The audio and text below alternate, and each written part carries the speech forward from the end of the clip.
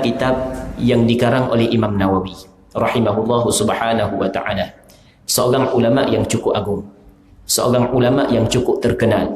Imam Nawawi adalah seorang ulama yang alim dalam bermacam-macam bidang. Di antaranya alim dalam bidang ilmu hadis, alim dalam bidang ilmu fiqh, alim dalam bidang ilmu lughah. Itu Imam Nawawi rahimahullahu subhanahu wa ta'ala. Sebelum daripada kita masuk baca kitab ni, hamba nak cerita sedikit tentang Imam Nawawi rahimahullahu subhanahu wa ta'ala.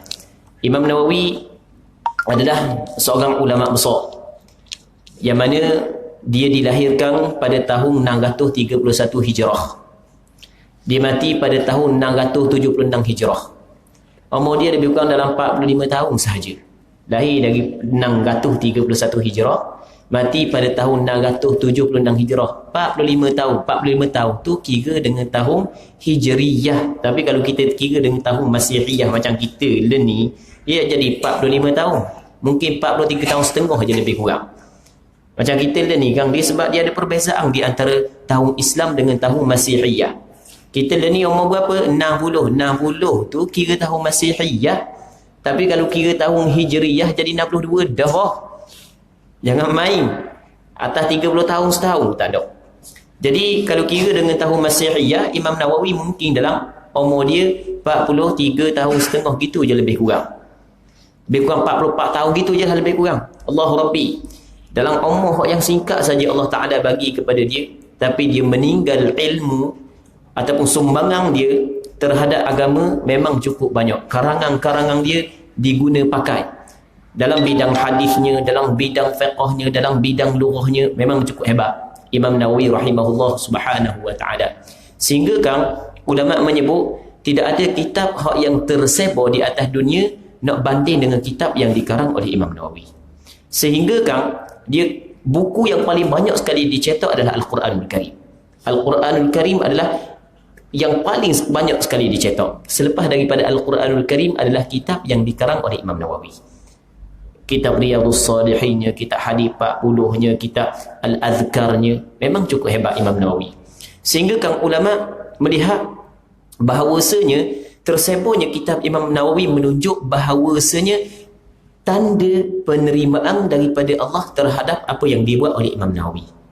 Ini menunjuk bahawasanya tingginya keikhlasan Imam Nawawi di dalam menyebar ilmu agama, sehingga Allah Subhanahu wa ta'ala menzahirkan bahawasanya kitab dia mempunyai keberkatan. Siapa ke orang pakai duk ambil kitab dia, duk guna tengok, duk kaji kitab dia. Allah Rabbi. Tu Imam Nawawi. Itu secara ringkas lah. Dia Imam Nawawi ni, nama dia sebenarnya bukan Nawawi. Kita sebut Imam Nawawi, kita ingat nama dia Nawawi. Tapi mungkin sebahagian daripada kita yang biasa belajar dah, dia tahulah Nawawi bukan nama. Nawawi adalah nisbah kepada tempat. Nisbah kepada tempat. Nawawi adalah nisbah kepada kampung ataupun daerah Nawa. Satu daerah di negara Syria. Di antara daerah yang cukup teruklah sekarang ni berlaku peperangan adalah daerah Nawa. Sampai ke kubur Imam Nawawi sendiri dibom sekarang ni. Nak marah sangat ke kubur Imam Nawawi. Geng-geng ekstrim ni lah.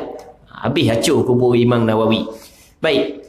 Jadi Nawawi itu adalah nisbah kepada kampung Nawa atau asal makna Nawawi. Nama dia adalah Yahya bin Sharaf. Abu Zakaria Yahya bin Sharaf An-Nawawi. Baik, tapi bukanlah satu kesalahan kita letak nama anak Nawawi, bukan satu kesalahan. Cuma kita kena tahu bahawasanya Nawawi bukan nama, bukan nisbah kepada tempat. Contoh kita kata orang Gelung Bila. Okey, Gelung Bila. Kita nak nisbah kepada Gelung Bila dia, kata nama dia Abdullah. Nisbah kepada Gelung Bila. Okey, Gelung Bila dia ada dua kalimah. Biasanya dia ambil kalimah yang kedua. Kalau ada dua kalimah, ambil kalimah yang kedua. Abdullah Al-Bilali. Mana Al-Bilali? Orang Gelung Bila. Jadi saya Gelung Bila boleh kata Al-Bilali bah ni. Atau Al-Bilali belaka. Tak ada masalah, boleh nisbah. Macam ke ada kan Ustaz Dr. Khairuddin At-Takiri. Kita ingat At-Takiri, orang yang tahu At-Takiri benda, sebenarnya At-Takiri itu seberang takir. Orang seberang takir. At-Takiri yang dinisbahkan kepada seberang takir. Dia ambil seberang takir, ambil yang kedua. Tu kita kena faham tu. Nisbah. Jadi kalau orang Gelung Bila tu Al-Bilali, orang lelaki, kalau perempuan Al-Bilaliyah. Lepas ni tok di belakang nama tu Al-Bilali ataupun Al-Bilaliyah. Nisbah kepada kampung Gelung Bila. Baik, itu asal An-Nawawi. Semua sama juga dengan Al-Bukhari. Bukhari bukan nama. Bukhari nisbah kepada negeri Bukhara. Nama dia adalah Muhammad bin Ismail bin Ibrahim bin Mughirah bin Bardizbah. Tu nama dia. Baihaqi bukan nama. Nisbah kepada daerah Baihaq. Nama dia adalah Ahmad bin Husain. Okey, nama dia lain. Nasai, Imam Nasai kita dengar. Nasai bukan nama. Nasai nisbah kepada daerah Nasa. Kawasan, nama tempat. Nama dia adalah Ahmad bin Shu'aib. Tirmizi bukan nama. Nama dia adalah Muhammad bin Isa bin Saurah At-Tirmizi. Tapi bukanlah salah letak nama Bukhari ke, Nasai ke, Baihaqi ke, tak salah sikit pun. Tak ada masalah. Bukan salah. Cuma kita nak khabar tu bukan nama asal. Tapi orang kita guna nama. Tak ada masalah. Orang tua dulu teruk lagi nama. Lepeh, bin bulat. Kang dulu teruk lagi kang nama. Tak ada masalah pun. Bukan salah pun. Boleh tak je nama. Tak ada masalah. Tapi sebaik-baik nama adalah nama hak yang makna dia comel. Okey, hak tu yang sebaik-baik nama. Okey, itu cerita secara ringkas Imam Nawawi. Dan Imam Nawawi lagi, Allahu Rabbi, Allah Ta'ala bagi kepada Imam Nawawi ni zuk sangat kepada ilmu, zuk sangat kepada mengarang, mengajar apa semua sekali. Siapa ke lupa setara nak nikah. Cakap kita mudah-mudah lupa nak nikah. Maksudnya nak nikah setara. Dia termasuk di antara ulama yang mana tidak berkahwin. Al-ulama'ul uzzab. Ulama-ulama yang tidak sempat berkahwin. Bukan dia menolak sunnah berkahwin. Mana mungkin dia menolak. Dia adalah ulama hadis yang kuat beramal dengan ilmu. Tapi oleh kerana kesibukan dengan mencari ilmu, tak sempat. Mungkin tahun depan, 4 tahun depan. Macam orang kita lah. Lagi tak boleh. Rumah tu duk kerja dah nak nikah. Tiba-tiba mati gitu je. Tinggal rumah. Baik. Jadi Imam Nawawi tak sempat sekarang nak nikah. Dia termasuk dalam golongan ulama al-uzzab. Dia ramai ulama yang tak nak nikah. Duk sibuk kepada ilmu. Di antaranya Syekh Ibn Taymiyah, Imam Tabari, pengarang kitab tafsir yang terkenal. Tak silap ingat.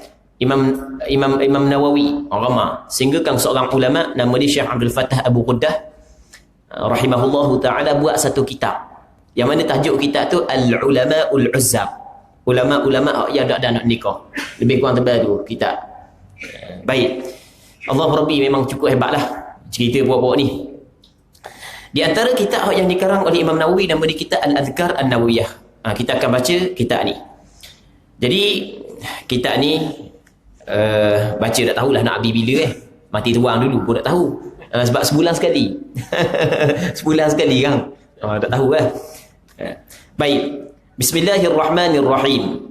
Kata Imam Nawawi, Alhamdulillahil wahidil qahhar, al-azizil ghaffar, muqaddiril aqdar, musarrifil umur, mukawwiril layli 'alan nahar, tabsiratan liulil qulubi wal absar, alladhi ayqadha min khalqihi man istafahu fa adkhalahu fi jumlatil akhyar, wa waffaqa man ijtabahu min 'abidihi faja'alahu min al-muqarrabin al-abrar, wa bassara man ahabbahu fazahadahum fi hadhihi ad-dar. فاجتهدوا في مرضاته والتأهب لدار القرار واجتناب ما يسخطه والحذر من عذاب النار.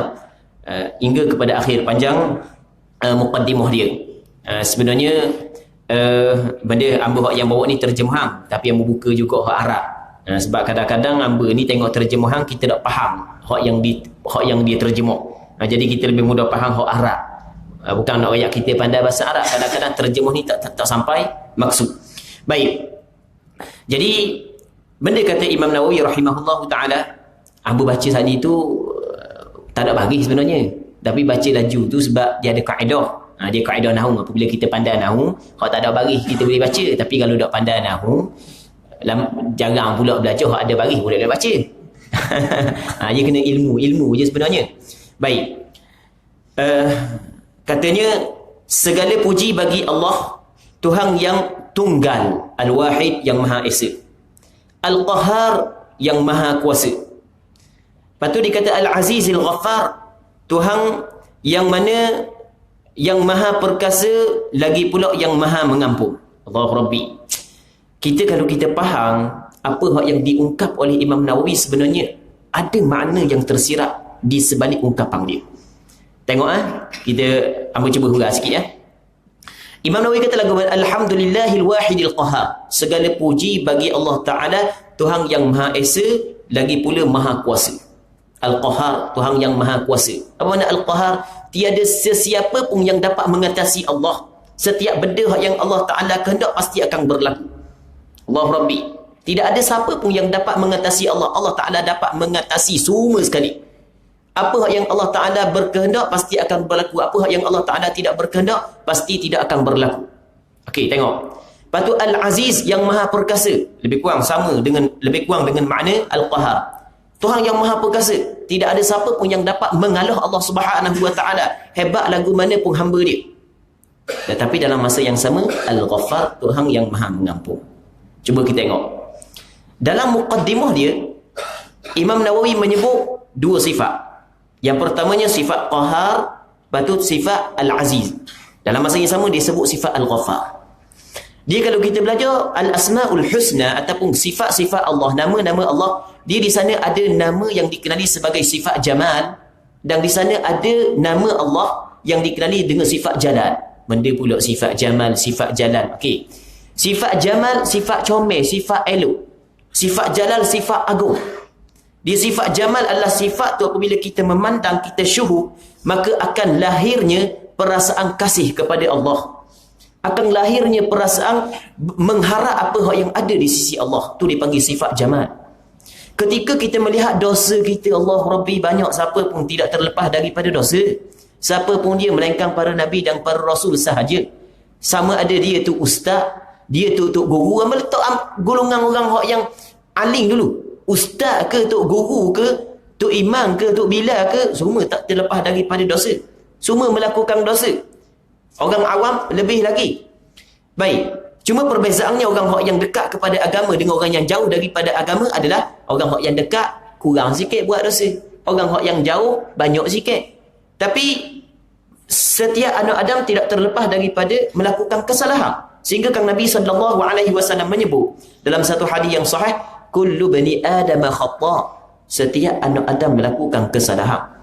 Allahu Rabbi. Ketika kita melakukan kesalahan siang dan malam, siang malam, tiba-tiba Allah Ta'ala di antara nama dia Ghaffar. Bukan setakat mengampun, bahkan Maha amat mengampun. Itu makna Ghaffar. Tuhan yang amat mengampun. Allahu Rabbi. Tuhan yang amat mengampun. Ini dipanggil sifat dia, sifat Jamal.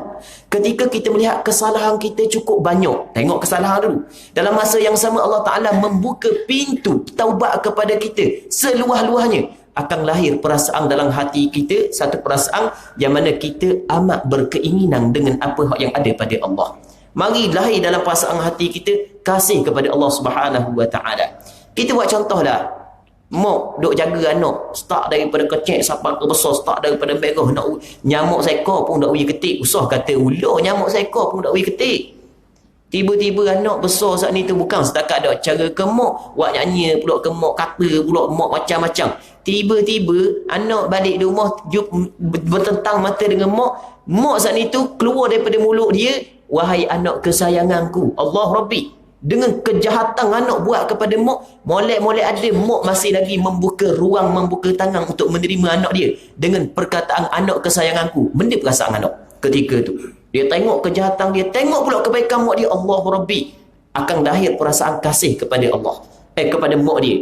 Gitu juga hamba ketika dia melihat kejahatan dia, dalam masa yang sama dia tengok Allah Ta'ala bersifat dengan Ghaffar, Allah Ta'ala bersifat dengan Rahim, Allah Ta'ala bersifat dengan Rahman. Maka lahir perasaan dalam hati, perasaan kasih, perasaan mengharap dengan apa yang ada pada Allah. Ni dipanggil lahir daripada hati ketika dia memandang sifat Jamal, lahir perasaan raja'. Ni dipanggil raja'. Kan kita khauf dengan raja', harap dengan takut. Dia kena seimbang. Dia harap ketika mana kita melihat sifat Jamal Allah Subhanahu Wa Ta'ala. Penuh pengharapan kita terhadap Allah Subhanahu Wa Ta'ala ketika kita banyak dosa, kerana di antara nama Allah Ta'ala adalah Al-Ghaffar, Tuhan yang Maha Mengampun. Al-Qahar adalah sifat Jalal. Sifat Jalal, sifat agung. Yang mana kalau orang memandang kepada sifat Al-Qahar, sifat Aziz, maka lahir perasaan gerung dalam hati dia. Allah Rabbi takutnya, gerungnya dalam hati. Maka ketika itu akan lahir perasaan khauf kepada Allah. Itu dipanggil raja dan khauf. Ketika seseorang dia syuhud, dia memandang kepada sifat jamal Allah, maka akan lahir perasaan raja kepada Allah.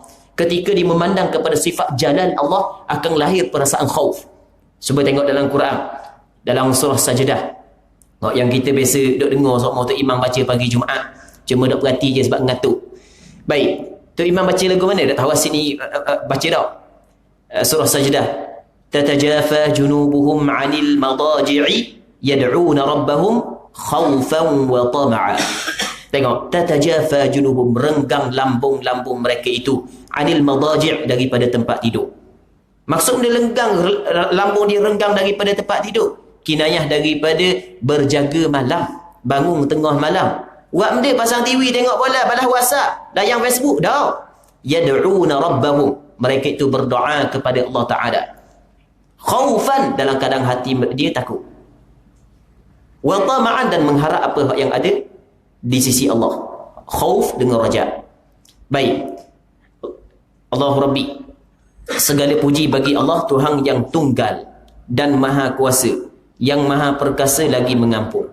Cuma sebenarnya dipanggil ahwal qalbiyah, hal-hal benda yang mari dalam hati, ataupun dipanggil kalau dalam ilmu tasawuf dipanggil waridat, benda yang datang dalam hati adalah setelah daripada seorang tu mulazamah, sentiasa mengingati Allah Subhanahu wa taala, sentiasa memandang kepada sifat-sifat Allah Subhanahu wa taala, maka lahir perasaan-perasaan tersebut, perasaan kasih, perasaan cinta, perasaan takut kepada Allah Subhanahu wa taala. Tengok Imam Nawawi pada muqaddimah dia buat mari, kerana dia orang yang sentiasa berzikir kepada Allah Taala. Dia cakap ni bukan cakap macam burung tiung, dia cakap adalah daripada benda yang dia rasa. Segala puji bagi Allah, Tuhan yang tunggal dan maha kuasa, yang maha perkasa lagi pula maha pengampun, yang mentakdirkan, Allah Ta'ala yang mentakdirkan dan mengatur segala sesuatu. Setiap benda yang berlaku adalah mengikut takdir Allah Subhanahu wa taala. Kalau Allah Taala menghendaki berlaku sesuatu, pasti akan berlaku. Kalau Allah Taala tidak menghendaki, pasti tidak akan berlaku. Sehingga Kang Nabi sallallahu alaihi wasallam menyebut di dalam satu hadis, kata Rasulullah, "Ma minkum min ahadin", tidak ada seorang di kalangan kamu pun, illa waqad kutiba maq'aduhu minan nar wa maq'aduhu minal jannah, melainkan sesungguhnya telah dituliskan tempat dia daripada neraka ataupun tempat dia daripada syurga. Semua ditulis belaka. Allahu Rabbi, tak ada seorang pun, semua ditulis belaka. Orang ni syurga ke, orang ni neraka. Baik. Lalu tu ada sebahagian daripada sahabat ditanya Rasulullah sallallahu alaihi wasallam. Dia kata, kalau lagu tu kita saat ni tu berpegang di atas apa yang ditulis lah, ayat amal ke, kita kena beramal wahai Rasulullah. Dah tulis belaka, dah tetap belaka dah kan? Tulis belaka dah kan? Dan kalau gitu kita berpegang di atas apa yang ditulis ada ayat amal. Kalau sekiranya kita buat amal, kalau misalnya kita ada neraka kau. Kalau kita buat amal di syurga kau. Sedap ikut alasan lagu tu. Baik. Lalu tu kata Rasulullah lagu mana?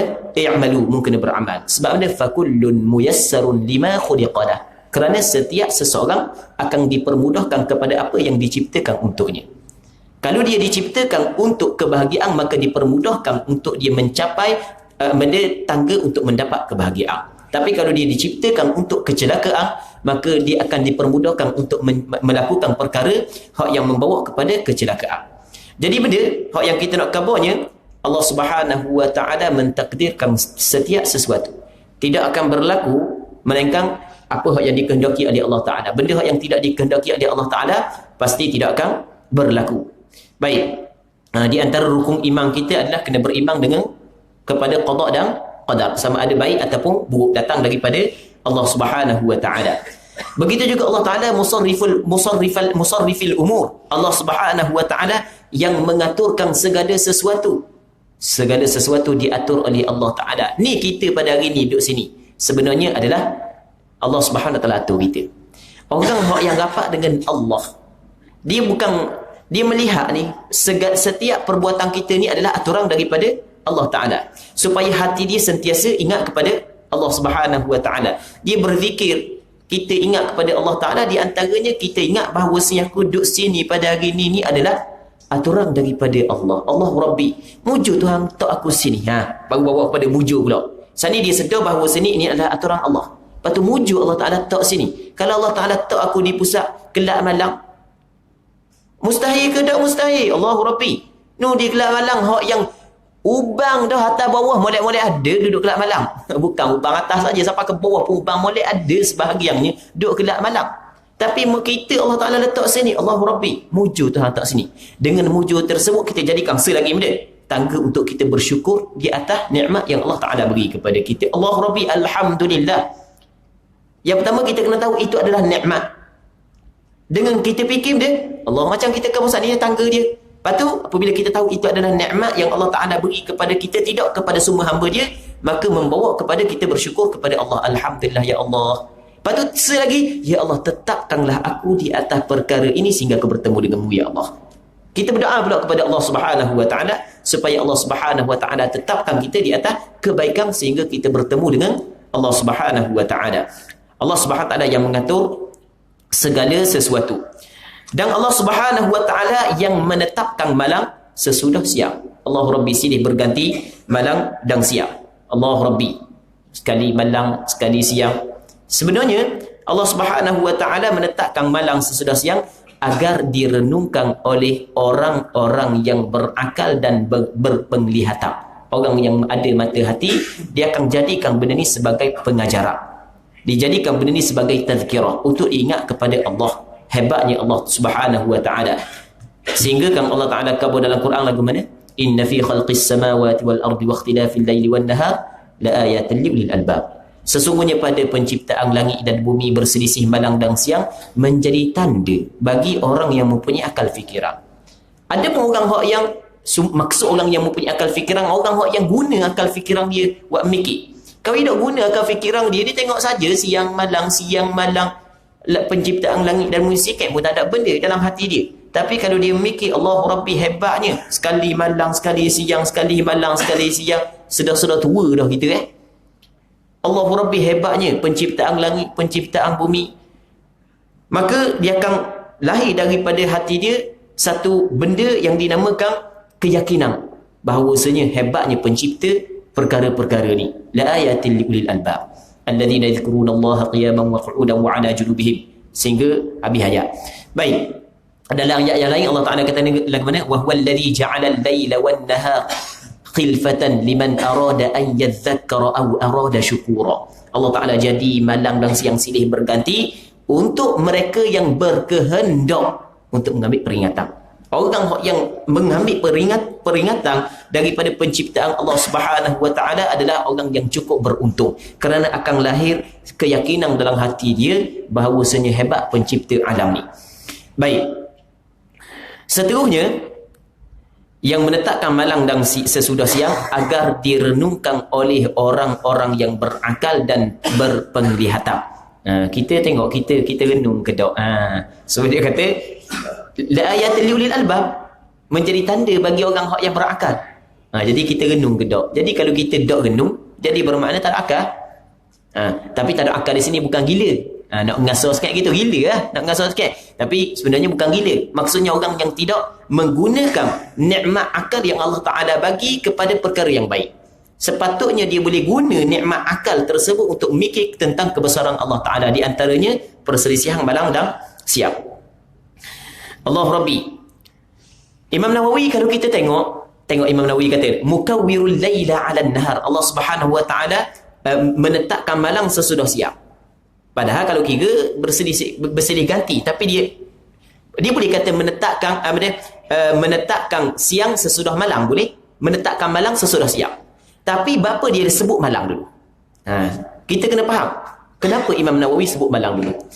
Di antaranya wallahu alam adalah malam ni adalah tempat ataupun waktu bermunajat di antara hamba dengan Allah Subhanahu Wa Ta'ala. Malam ni adalah tempat ataupun waktu bekerja di antara hamba dengan Allah Ta'ala. Kalau siang kita bekerja untuk diri kita, tapi malam adalah bekerja untuk Allah Subhanahu Wa Ta'ala. Sebab itulah kata Nabi SAW, alaikum biqiyamil lail. Mu mesti kena melakukan qiyamul lail. Sebab dia fa innahu da'bus salihin qablakum. Kerana melakukan qiyamul lail adalah adab kebiasaan orang-orang soleh sebelum daripada kamu. Sebab malam ni adalah waktu untuk kita bekerja dengan Allah Subhanahu wa taala. Kalau kita baca sejarah ulama-ulama, para ulama-ulama orang yang dekat dengan Allah, sehingga kan ada sampai ke sebahagian daripada ulama mengharapkan ke semua kehidupan dia adalah malam, kerana untuk beribadat kepada Allah Subhanahu wa taala. Allah Rabbi yang menetapkan malam sesudah siang agar direnungkan oleh orang-orang yang berakal dan berpenglihatan.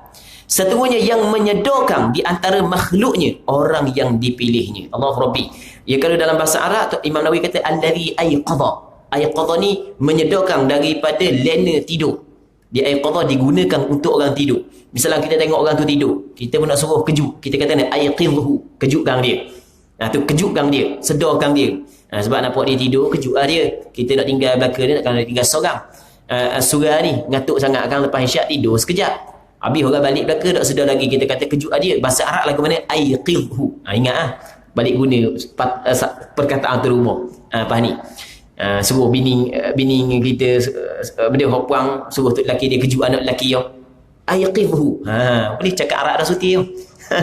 Syiar Islam juga kan cakap Arab. Syiar Islam kan. Tak apa, sikit-sikit dalam banyak Okey, ayqadha makna kejutkan. Ayqadha mengejutkan, membangunkan. Kalau ayqidh fa'il amar, kejutkan dia. Ayqidhu, kejutkan dia. Jadi diibaratkan orang yang lalai ni daripada mengingati kematian, mengingati akhirat, ingat kepada Allah, diumpamakan dengan orang tidur. Orang tidur kita kena kejutkan. Begitu juga orang lalai kena kejutkan. Siapa yang menyedorkan orang yang lalai? Allah sebenarnya. Allah yang Ta'ala yang menyedorkan orang yang lalai. Itu kata Imam Nawawi, alladhi ayqadha min khalqihi man istafahu. Allah Ta'ala yang menyedorkan di antara makhluknya orang yang dipilihnya. Orang yang Allah Ta'ala pilih, orang tu Allah Ta'ala bagi kesedaran. Sebab itulah ketika kita telah mendapat kesedaran, kita kena tahu bahawasanya itu adalah anugerah Allah Ta'ala bagi kepada kita. Kerana bukan semua hamba Allah Ta'ala pilih untuk memberi kesedaran. Allah Rabbi. Itu nikmat. Yang mana nikmat tersebut menjadi tangga untuk kita bersyukur kepada Allah Subhanahu wa Ta'ala.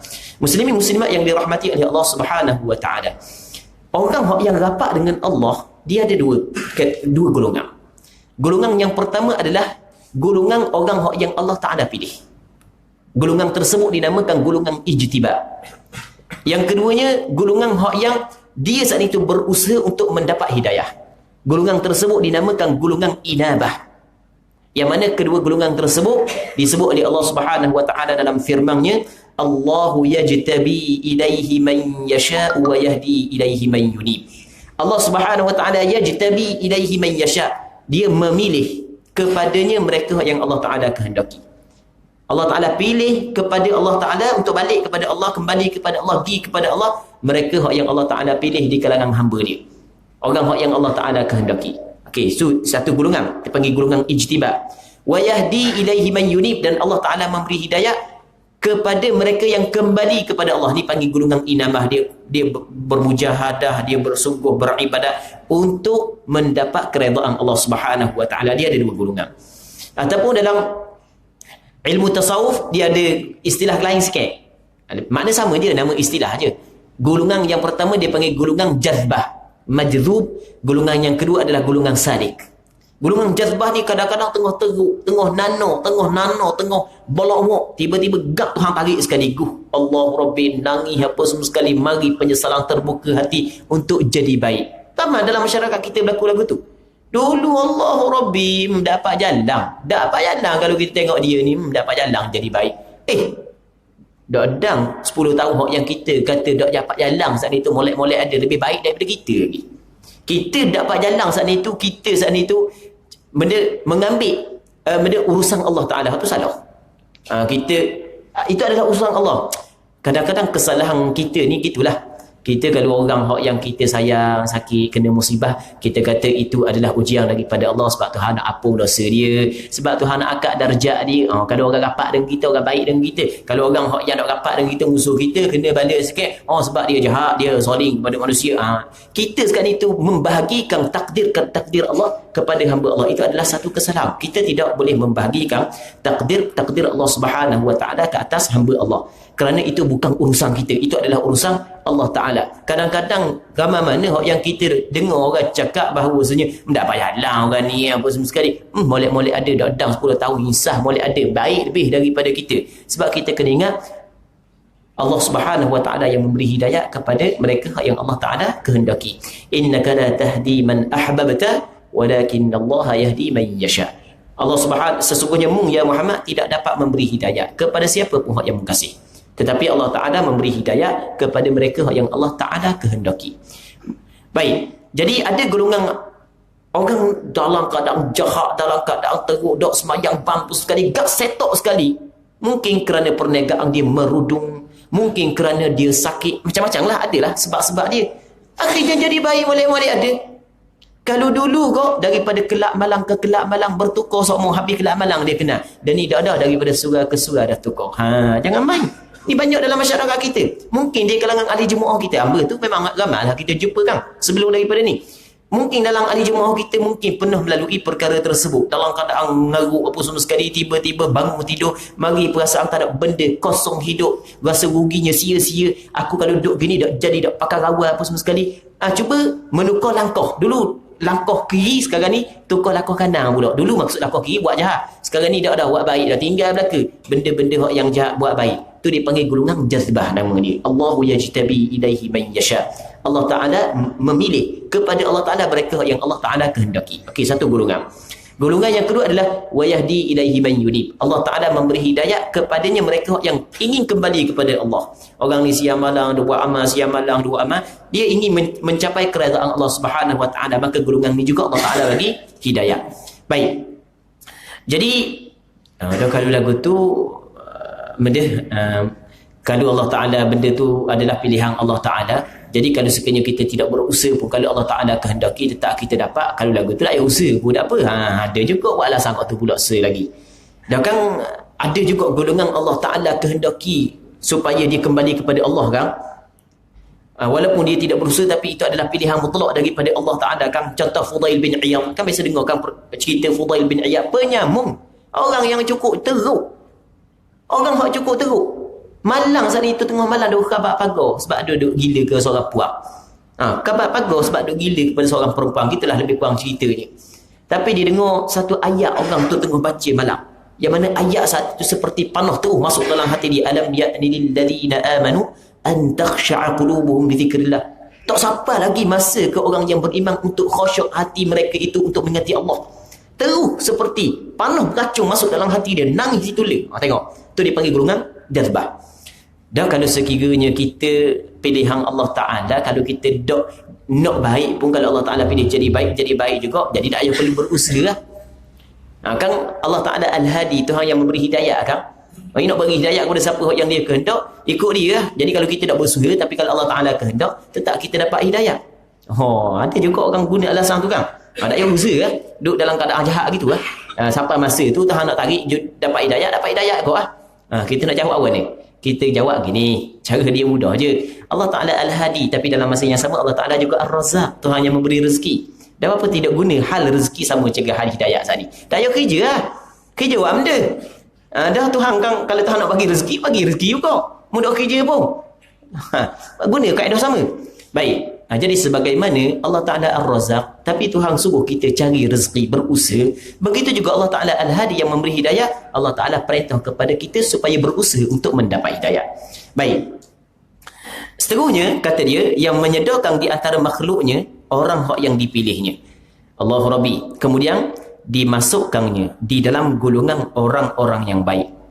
Dan memberikan taufik kepada hamba pilihannya, kemudian menjadikannya daripada orang-orang yang mendekatkan diri dan abrar, maksudnya orang yang baik, serta menyedarkan siapa yang dicintainya. Allah Rabbi, orang yang dapat sampai kepada tahap yang tinggi. Allah Ta'ala bagi kesedaran kepada orang yang Allah Ta'ala cinta kepadanya, kemudian menjadikan mereka sebagai orang yang zahid di dunia ini. Maksud zahid ini, hati dia tidak bergantung dengan dunia.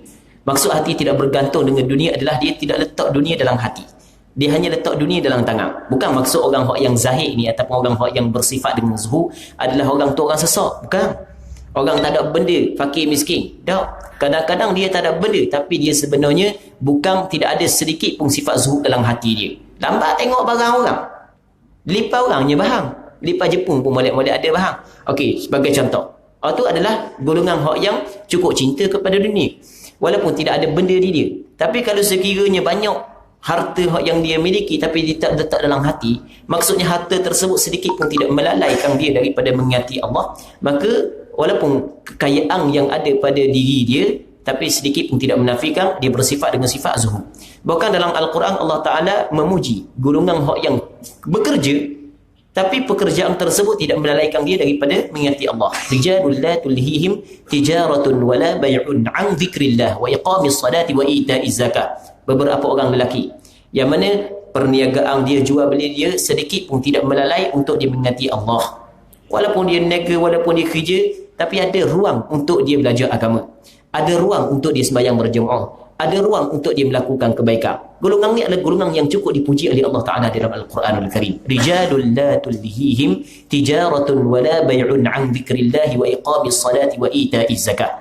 Beberapa orang lelaki yang mana perniagaan dia, jual beli dia sedikit pun tidak melalai dia daripada mengingati Allah, mendirikan zakat, menunaikan sembahyang, mendirikan sembahyang dan menunaikan zakat. Baik. Allah Rabbi, serta menyedorkan siapa yang dicintainya, kemudian menjadikan mereka sebagai orang yang zahid di dunia ini. Dia letak dunia di tangan saja, bukan di hati. Maksudnya, kalau sekiranya ada pertemuan di antara dunia dan di akhirat, maka dia tidak mengutamakan dunia, bahkan dia mengutamakan akhirat. Itu orang yang letak dunia di tangan, tidak letak di dalam hati. Baik. Sebagaimana kalau kita tengok sebahagian daripada sahabat Nabi sallallahu alaihi wasallam. Abdul Rahman bin Auf adalah orang yang cukup kaya. Uthman bin Affan adalah orang yang cukup kaya. Begitu juga Abu Bakar. Tak ada orang lain. Rasulullah sallallahu alaihi wasallam sendiri pun adalah orang yang banyak harta. Tidak ada satu hadis yang sahih pun menyabitkan bahawasanya Rasulullah adalah orang yang miskin. Tidak ada satu hadis sahih pun yang menyabitkan bahawasanya Rasulullah adalah orang yang miskin. Itu kita kena faham. Ada pun hadis yang kita biasa dengar sebelum daripada ni kan, Allahumma ahyini miskinan wa amitni miskinan wahsyurni fi zumratil masakin. Ya Allah, hiduplah aku dalam keadaan miskin, mati aku dalam keadaan miskin, dan himpun aku bersama dengan orang miskin. Hadis tersebut ulama hadis berselisih pandangan. Sebahagian daripada ulama hadis mengatakan hadis tersebut adalah hadis dhaif, tidak boleh dijadikan sandaran. Ada sebahagian yang lain, di antaranya Imam Baihaqi mengatakan hadis tersebut masih lagi boleh diterima. Bukanlah kata hadis itu hadis palsu, bukan kata hadis bersangatan dhaif, boleh lagi diterima. Cuma miskin di sini bukan miskin harta, tapi maskanah dengan makna khudu', dengan makna rendah diri. Okey, itu dalil yang pertama. Perkara yang pertama. Yang keduanya, tahu tak Rasulullah adalah manusia yang paling pemurah. Buka dalam kitab Sahih Bukhari, bab yang pertama sekali. Di antaranya hadis kata sahabat, kana Rasulullah sallallahu alaihi wasallam ajwadan nas. Rasulullah adalah manusia yang paling pemurah. Kita tidak akan boleh kata seorang tu pemurah melainkan seorang tu suka memberi. Betul tak? Dia nak beri dia. Nak beri barang orang. Tak barang dia sendiri ya. Boleh faham ke tak? Ajwadan nas. Orang yang paling pemurah. Baik. Wa ajwadu ma yakun fi Ramadan. Dan sifat pemurah Rasul lebih lagi tinggi pada bulan Ramadan, ketika mana dia berjumpa dengan malaikat Jibril. Allah Rabbi, seorang pemurah, macam mana nak dikatakan dia orang yang paling pemurah di kalangan orang Arab di zaman tu? Tak ada orang yang paling pemurah Rasulullah. Okey, baca buku dalam Syama'il Muhammadiyah, di antara sifat Rasulullah dia, kana la yaruddu sa'ila. Rasul tidak pernah menolak orang yang meminta. Siapa pun mari minta dengan Rasul, pasti Rasul bagi. Sehingga kan kalau tak ada benda dalam kocek Rasulullah, Rasul akan berhutang, suruh orang bagi, dan Rasul akan bayar hutang tersebut. Allahu Rabbi. Baik, seorang yang cukup pemurah. Dalam peperangan dulu ada harta ghanimah, nama harta rampasan perang. Bahagian Rasulullah daripada harta rampasan perang adalah 1/5. Banyak. 1/5 rampasan perang bukan 4-5 ya. Berjuta-juta. Rasulullah boleh 1/5 daripada keseluruhan rampasan perang.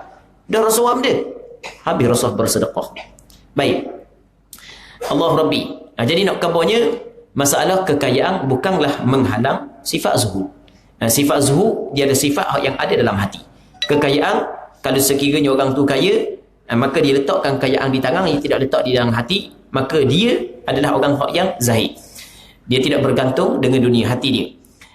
Maka mereka pun berijtihad. Ini sifat mereka ini, berijtihad maksudnya bersungguh untuk memperolehi keredaan Allah Ta'ala. Allahu Rabbi wa ridwanun minallahi akbar. Tidak ada dah hak yang paling besar melainkan keredaan daripada Allah Subhanahu wa Ta'ala. Hak ni hak yang kita nak sangat. Kita nak buat kebaikan siang malam, tujuan kita adalah untuk mencapai keredaan Allah. Macam-macam orang ni lambat bunyi orang nak bersedekah, dia akan tolong ulama ni, lambat dengar orang nak kuliah majlis ilmu, dia akan pergi. Orang ni lambat dengar orang baca Quran, dia pergi. Orang ni gini. Jalan-jalan kebaikan tu masing-masing ada ahli dia. Masing-masing ada ahli dia. Ada orang yang suka dengar, ada orang yang suka duduk dalam jemaah Islam, ada orang yang suka lambat ada program ngaji Quran, dia orang yang mula-mula siapa. Tujuan satu je, benda tujuan untuk mencapai keredaan Allah. Wa ridwanun minallahi akbar. Keredaan daripada Allah, hak yang paling besar sekali. Tak ada dah hak yang paling besar melainkan keredaan daripada Allah. Jadi golongan ni, ketika Allah Ta'ala bagi kesedaran kepada dia, hati dia sedar dah, hati dia ada dah cahaya, maka ketika tu dia saat itu berijtihad, bersungguh untuk memperolehi keredaan Allah melalui amal-amal kebaikan yang dia buat, dan bersiap-siap untuk kehidupan yang kekal. Maksudnya kehidupan selepas daripada matian. Dia akan membuat persiapan, persediaan untuk menghadapi hari kematian dia. Baik. Dan bersiap-siap untuk kehidupan yang kekal, dan menjauhi hal-hal yang menimbulkan kemarahan Allah Ta'ala. Setiap perkara yang menimbul kemarahan Allah, iaitu masalah maksiat, dia tinggal belaka. Kalau sekiranya jatuh dalam maksiat, terus dia bertaubat kepada Allah Subhanahu Wa Ta'ala, terus dia istighfar kepada Allah Subhanahu Wa Ta'ala, dan takut akan seksa neraka. Dalam hati dia mari perasaan takut kepada neraka Allah Subhanahu Wa Ta'ala. Allahu Rabbi. Jadi apabila ada perasaan takut lagu tu, orang ni dia akan berjalan tu dengan beringatlah, macam orang jalan dalam duri boleh. Orang jalan dalam duri lipat tak pakai, akan beringatkan jalan, dan jalan duduk gitu. Robang darah kaki kau. Baik, dia jalan beringat. Begitu juga apabila orang tu ada perasaan takut kepada Allah Subhanahu Wa Ta'ala, dia jalan siang malam pun beringat, ni Tuhan larang ke tak, ni salah ke tak. Kita gomor dulu baru kita tanya hukum. Boleh ke tak? Ustaz kata tak boleh awak dah. Salah awak gitu dosa awak gitu. Dah ada ke pandangan-pandangan yang kata boleh? Pula dah. Suruh ustaz cari pula, takut ada pandangan yang kata boleh. Sakit sungguh. Baik. Seterusnya katanya untuk melakukan ketaatan kepadanya dan selalu mengingatnya pagi dan petang, malam dan siang, dalam segala keadaan, sehingga bersinarlah hati mereka dengan cahaya yang cemerlang. Allahu Rabbi. Dia masalah dapat ingat kepada Allah, dapat dekat kepada Allah dalam semua keadaan ni bukan suatu benda yang kecil, bukan benda yang besar. Boleh ingat kepada Allah, boleh rapat kepada Allah, boleh dekat dengan agama dalam semua keadaan, semua tempat. Allahu Rabbi. Keadaan gembira, keadaan berduka, keadaan sehat, keadaan sakit, keadaan susah, keadaan senang, keadaan sakit, keadaan masih lagi benda yang sama. Allah Rabbi itu adalah satu anugerah yang cukup besar. Sebab kadang-kadang kita ni jadi baik kerana suasana orang baik. Jangan main. Kadang-kadang kita jadi baik sebab benda, sebab suasana orang baik. Sebab tu penting kita duduk dalam suasana orang baik, masyarakat baik, supaya kita jadi baik. Dan ada orang ketika dia bertukar ke tempat yang lain, duduk luar negara, duduk Amerika ke, duduk Britain ke, duduk Australia ke, duduk New Zealand ke, yang mana duduk tempat tu tak ada orang Islam pun. Kau sikit kau cari dah, kau cari hak dulu kuat. Pasese. Dulu ada gak piah, lepas tak ada dah. Sikat rambut pula bojeng tu. Ngorak orang puang pula tengok. Benda hak yang berlaku ni bukan benda hak yang kita reka-reka cerita. Benda ni berlaku. Ada sebahagian daripada pelajar-pelajar agama bercerita hak yang penuh berlaku. Sebahagian daripada pelajar agama, ketika dia tidak terkena kejutan budaya, duduk di dalam kawasan tahfiz, pondok dan seumpamanya, tiba-tiba pergi kerja sekejap ke Lumpur, habis cabut getah habis. Nasallallahu salamata wal afiyah. Baik, kita minta berlindung kepada Allah Subhanahu Wa Ta'ala. Jadi kita nak jadi, dia di antara orang yang pilihan Allah Ta'ala adalah berubah keadaan, berubah tempat, tetap dia adalah hamba Allah. Maksudnya suasana sedikit pun tidak dapat mengubahkan dia. Kita kadang-kadang suasana dapat mengubahkan kita. Kita duduk sini jadi gini, duduk sana mula-mula okey, dah lama habis hanyung di suasana. Payah kita nak cari orang yang dapat mengubah suasana. Tapi suasana dapat mengubah dia memang cukup banyak. Payah kita nak cari orang yang dapat mampu mengubah suasana. Orang yang hebat, para nabi, para rasul, dia dapat mengubah suasana, keadaan. Orang yang hebat tu. Baik, Allah Rabbi. Siapa ke dalam segenap keadaan dia saat itu tetap di dalam ataupun dekat kepada Allah Subhanahu wa taala. Katanya, ku curahkan segala puji atas segala nikmatnya. Okey, kita kena berhenti situ dulu lah. Ku curahkan segala puji. Tu dia puji pula kali yang kedua. Kita mengharapkan insya-Allah ada manfaat daripada apa yang kita mendengar pada malam yang mulia ni. Semoga Allah Subhanahu wa taala mengampun kesalahan kita, membaiki kekurangan kita. Wallahu subhanahu wa ta'ala a'la wa a'lam. Allahumma haqiqna bittiba'i nabiyyika Muhammadin sallallahu alaihi wasallam zahiran wa batina. Allahumma ja'alna mimman yastami'una al-qawla fayattabi'una ahsana. Allahumma ya musarrifal qulub صرف قلوبنا على دينك وعلى طاعتك يا مقلب القلوب ثبت قلوبنا على دينك وعلى طاعتك يا مقلب القلوب ثبت قلوبنا على دينك وعلى طاعتك سبحانك إنا كنا من الظالمين اللهم يا محول الأحوال حول حالنا إلى أحسن الأحوال صلى اللهم وسلم وبارك على سيدنا ومولانا محمد وعلى آله وصحبه أجمعين والحمد لله رب العالمين.